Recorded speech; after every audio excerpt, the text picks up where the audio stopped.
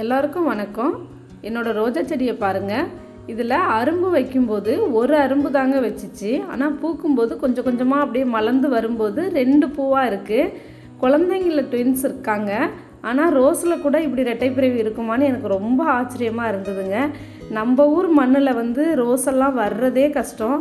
ஆனால் இந்த அளவுக்கு ஒரு காம்பில் 2 ரோஸ் பூத்துருக்கு பாருங்கள். ரொம்ப ஆச்சரியமாக இருந்துச்சுங்க.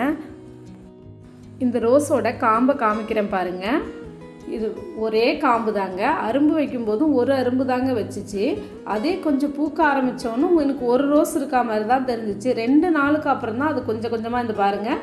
ஃபஸ்ட்டு பூத்துருக்கும்போது இப்படி தான் இருந்துச்சு. அப்புறம் கொஞ்சம் கொஞ்சமாக விரிஞ்சு அது டபுளாக ஆணுச்சுங்க.